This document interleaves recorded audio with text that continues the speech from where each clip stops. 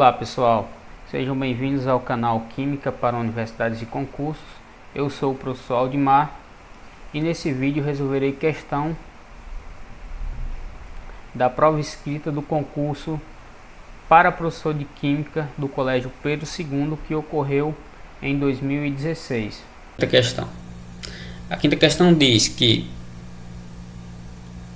o volume de gás hidrogênio em mililitros liberado a 27 graus Celsius e 600 milímetros de mercúrio pela passagem de uma corrente de 2 amperes por 4 minutos numa cuba contendo uma solução de hidróxido de potássio é aproximadamente 50, 100,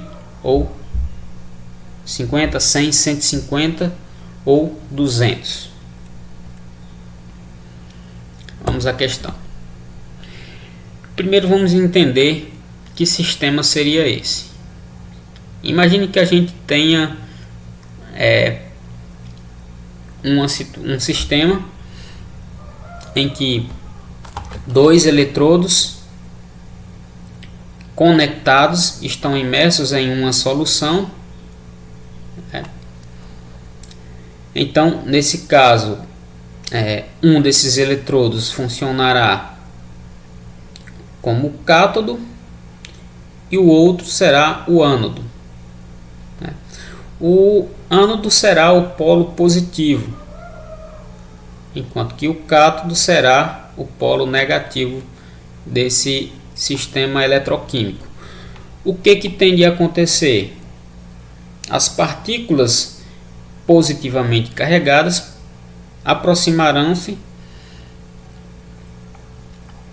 do polo negativo, ou seja, tendem a se aproximar do cátodo. As partículas negativamente carregadas aproximarão-se do polo positivo, ou seja, tenderão a ficar próximas do ânodo.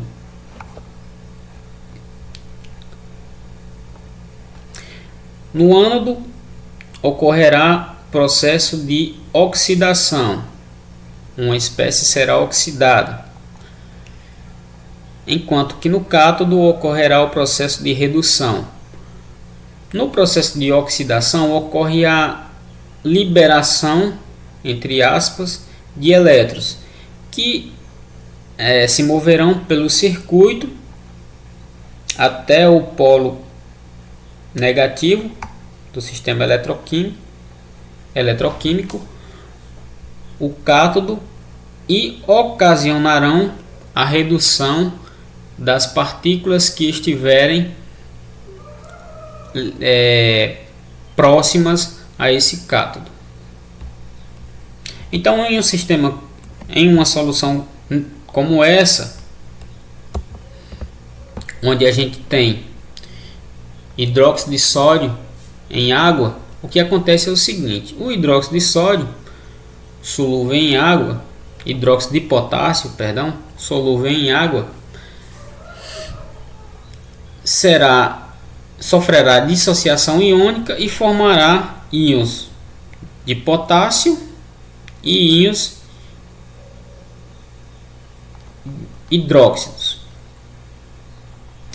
Esses íons potássios, como podemos perceber, são cátions, são íons positivos, enquanto que os hidróxidos são íons negativos, ânions. Então, esse é um dos processos de ionização que ocorre nessa solução. Mas outro processo de ionização também ocorre: a autoionização da água. A água líquida se autoioniza em pequena escala, é claro, para formar os íons hidrônio e hidróxido. Tá errado aqui, ao invés de 2 no íon hidrônio é 3, tá? Então o que acontece nesse sistema?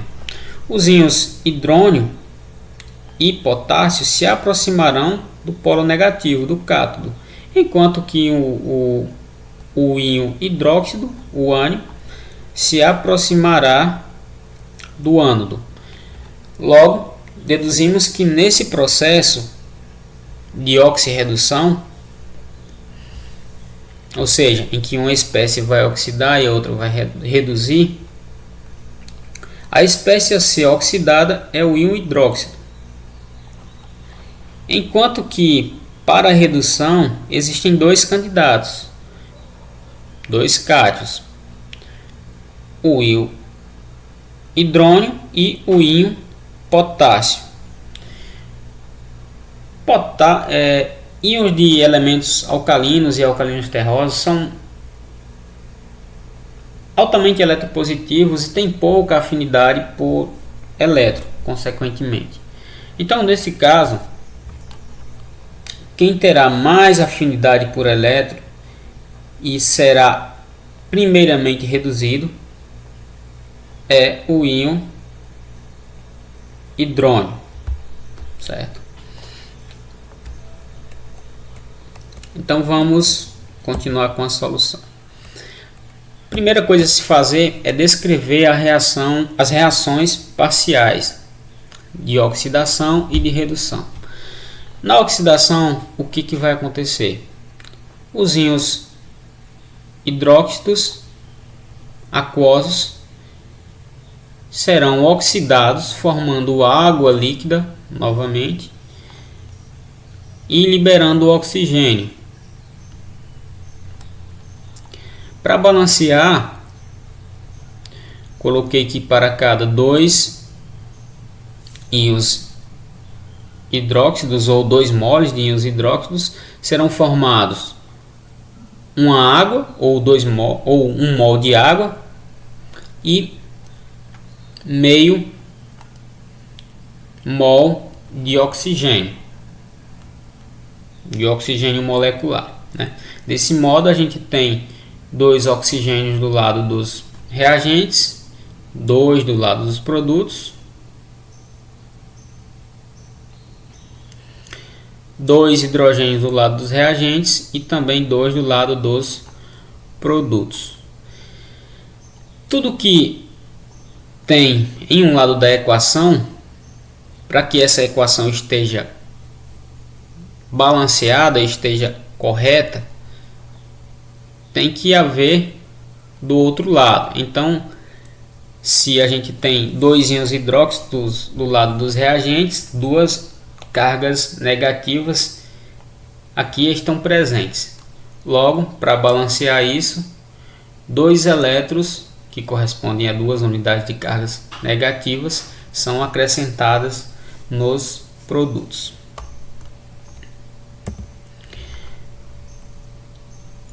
Na reação de redução temos o seguinte: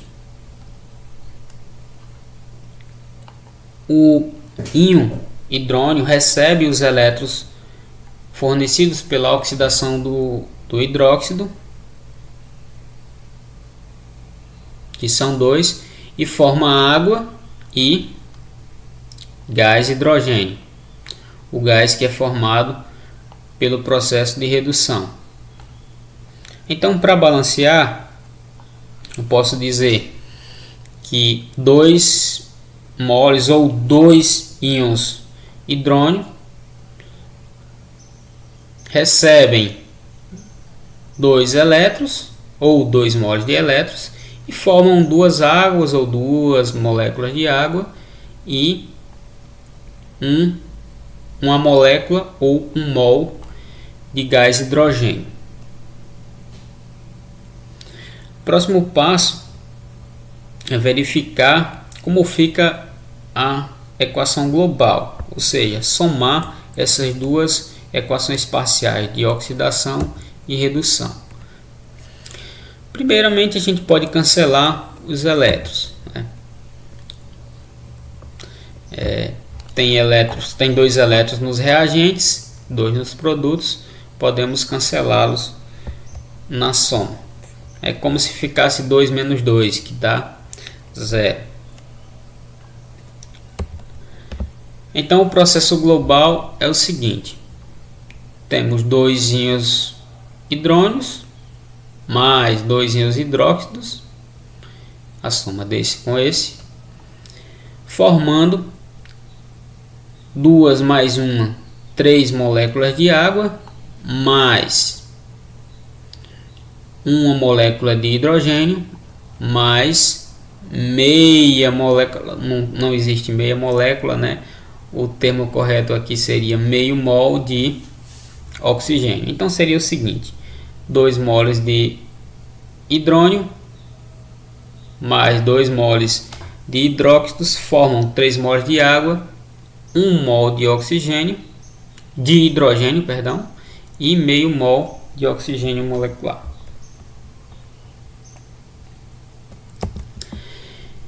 Qual a informação relevante de todo esse processo de balanceamento das reações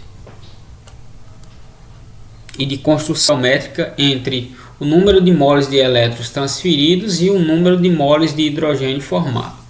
Então o que eu descobri aqui? Que para cada 2 moles de elétrons transferidos nesse processo de oxirredução é formado 1 mol de gás hidrogênio, certo? Então, a partir dessa informação, se eu descobrir qual a quantidade em mols de elétrons que foram transferidos durante esse processo, eu consequentemente consigo encontrar qual o número de mols de hidrogênio que foi formado. Para isso, usarei as seguintes informações: a carga Q é diretamente proporcional ao número de elétrons transferidos, N, e a constante de proporcionalidade é a constante de Faraday, F. Logo, a carga é igual ao número de mols de elétrons transferidos vezes a constante de Faraday. Carga também é igual a corrente elétrica I vezes o tempo, T. Portanto, eu posso dizer que NF é igual a IT, ou seja, o número de elétrons transferidos vezes a constante de Faraday é igual à corrente elétrica vezes o tempo. Algumas informações serão necessárias para a continuidade dessa solução. Primeiro que a gente vai encontrar é o número de moles de elétrons transferidos no processo. A partir dessa informação, a gente encontrar o número de moles de hidrogênio formado.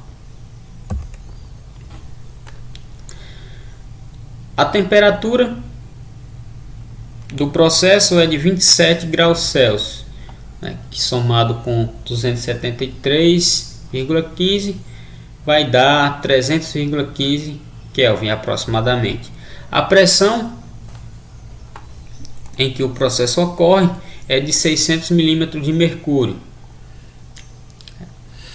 É importante converter para ATM, que é uma unidade mais tranquila de trabalhar. Então já fiz essa conversão. Para converter de milímetro de mercúrio para ATM, basta dividir por 760, né, e multiplicar por um ATM para justificar o aparecimento da unidade. Isso porque cada um ATM equivale a 760 milímetros de mercúrio. Então, dividindo aqui 600 por 760, eu encontro aproximadamente 0,8. A corrente elétrica do processo é de 2,5 amperes. O tempo é de 4 minutos. E eu já converti para segundos, né? Só multiplicar por 60. Por que eu converti para segundos? Porque a gente vai usar a constante de Faraday, que é aproximadamente 96.500 Coulomb por mol. Ou seja, Coulomb é carga. Então a constante de Faraday nada mais é do que a carga presente, né, a carga elétrica fornecida por um mol de elétrons. E Coulomb é amperes vezes segundos. Logo, para usar a constante de Faraday nessas condições em Coulomb, o tempo deverá estar em segundos.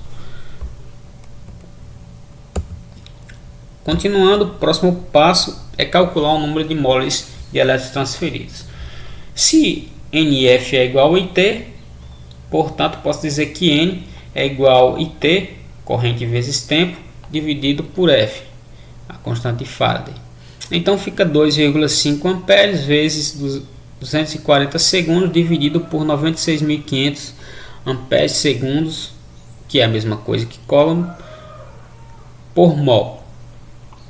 Então observe que as unidades de amperes e segundos se cancelam, sobrando apenas a unidade de mol.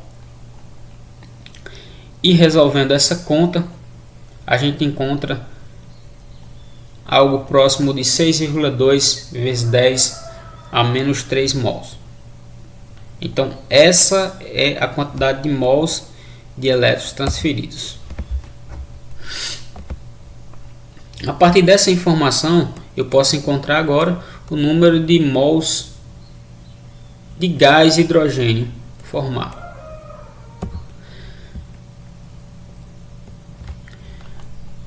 Se eu sei que para cada 2 moles de elétrons transferidos são formados